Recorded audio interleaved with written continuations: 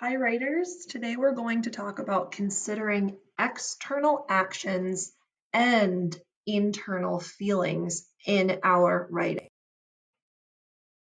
Here's our teaching point. Our focus today is going to be on including both external actions and internal feelings in our writing.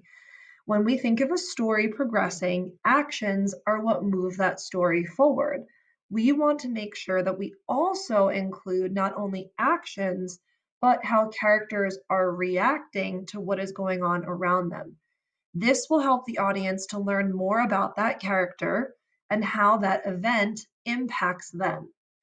Since we're writing about ourselves, since this is a memoir, this is a great unit to practice this writing skill. You know how you felt when things happened around you and to you. I'm going to be using Adam's memoir to help me with my lesson today. So I'm actually going to read aloud Adam's memoir to you. You might have already read it, but I'm just going to reread it. So this is a memoir by Adam. My brother came outside with one last suitcase in his hand. He crammed it into the back of my mom's car with all the others. Then John slammed the back of my mom's car shut.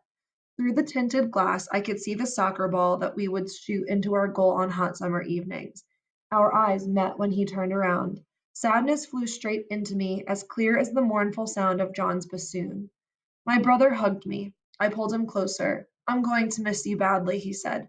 I will too, I managed to squeak out, my voice hoarse. It was already happening. My eyes brimmed. I tried to blind back tears, but they wouldn't stop. Tears started pouring out over my eyes. It reminded me of when I was playing basketball and I fell. Pain throbbed through my arm. John came to take me to the hospital. With John there, I felt safer, calmer, less scared. It reminded me of when I was in camp and I hadn't gotten a letter for days, and loneliness was starting to haunt me. John's letter came and filled me with laughs and warmth and a feel that it was good to have a big brother. I looked up and saw one tear roll down my brother's cheek. He brushed it away, but I remembered it.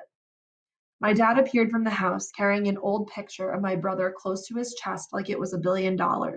My brother's face was fat and round in the picture. Hair was starting to grow on the top of his head as if it were a flower sprouting. I looked up at my dad, and he was wiping his eyes with the back of his hand.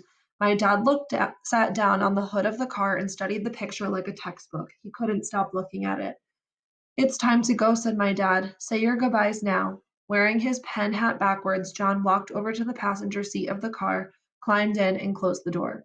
He rolled the window down and motioned me over. I walked up to the car, not sure what to say or do. He gave me a little punch. This time I didn't mind. I'll miss you, he said. Yeah, me too, I said. As I walked away, he handed me his hat. The car pulled down the driveway. I knew my childhood with my brother was ending this very moment. My brother opened the sunroof and waved his hand. I waved back, even though he probably couldn't see me. The car made a left and climbed up the hill till it was out of sight. I walked to the end of the driveway to see if I could get the last glimpse of the car. I knew John was moving on. It will only be a matter of time before he has graduated college and gets married and has kids. I stood there for a minute and then slowly made my way back up the driveway. I remembered I was holding John's pen hat, and I put it on backwards just as he always did. I walked into his room and sat on his bed. I squeezed his pillow and looked for any sign that John was once there. I picked up John's bassoon and put each piece together the way John taught me. I went over to the chair John always sat on while he played, and I played the deep, mournful sound I had heard coming from his room so many times.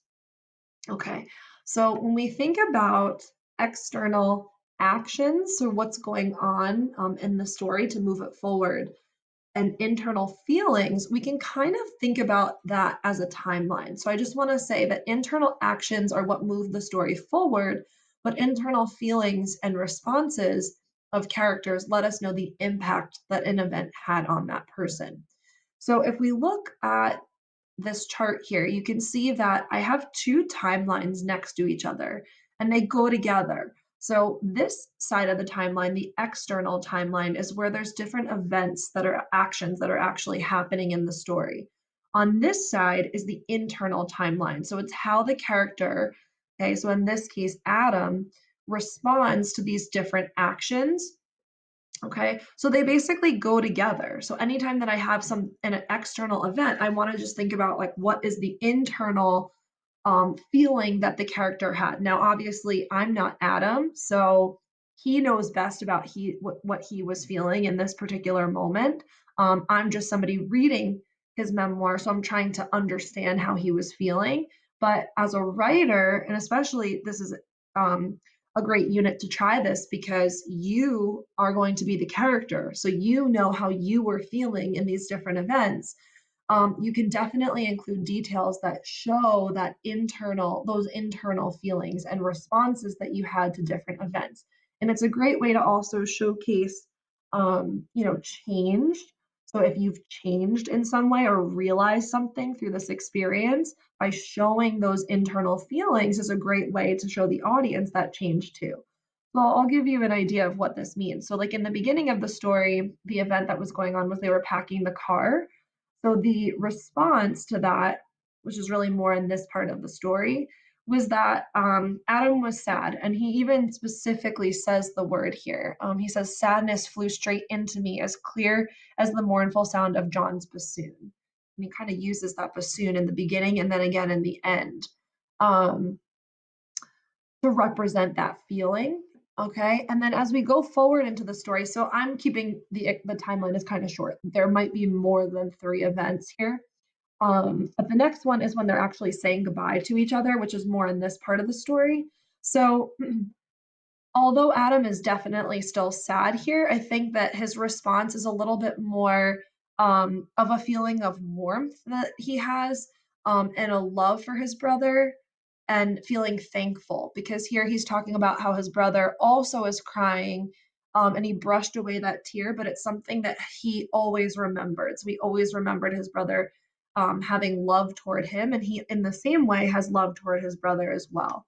And then at the end, I'm just going to jump towards the end here to where they're actually driving off to college, which can be seen more at the end of the story. So again, he's still very sad. So I would even include that in part of the internal timeline. But he also has some feelings of uncertainty here. He says here, like, he knows John's moving on. It's going to be a matter of time before he graduates college and gets married. So he's kind of, it's a little feeling of uncertainty for what the future will hold between them. And also some time for reflection too. So he goes into his brother's room and he actually puts on his hat and he plays that bassoon. So he's reflecting on those great times that he had with his brother when his brother was actually there. And again, like I said before, he's still sad, but there's some different kind of feelings that we can see here. So you can see in this example how I have my external timeline and I'm just thinking of what are the major events that I'm right or what that Adam wrote about. But then also he's paying attention to what are the feelings that he's feeling. Do they change? Do they stay the same? Okay, so that's something just to consider as you're writing your story or your memoir. Okay, so today's task is to continue drafting the body of your memoir today. Keep your focus on telling your story and including external actions to drive the story forward, but also considering how you, who is the character, felt during these events. Show those feelings and emotions in your writing as well. Here are just some reminders for you. Remember that we will be spending the rest of this week working on adding more to your writing, so you don't need to be finished with your memoir today, although we are going to be working tomorrow and Thursday. And then, really, after that, we're going to be moving on to editing. So, we don't really have that many more days to work. But again, you don't need to be fully finished today. So, we'll be editing for 2 days next week. The last day to work on memoirs will be Wednesday of next week. And one more thing, just to remind you, so you worked on leads last Wednesday, I think. Um, so your lead, or maybe that was Thursday, your lead is going to be graded at the end of the day today. So I didn't give it a score. I looked through them, but I didn't actually grade them. I wanted to give you a little bit more time to write before I actually graded them. But I am going to be grading leads. So just make sure that by the end of today, you at least have your lead and you should be working on drafting further than just your lead. Okay. If you have any questions, please feel free to send me an email and off you go.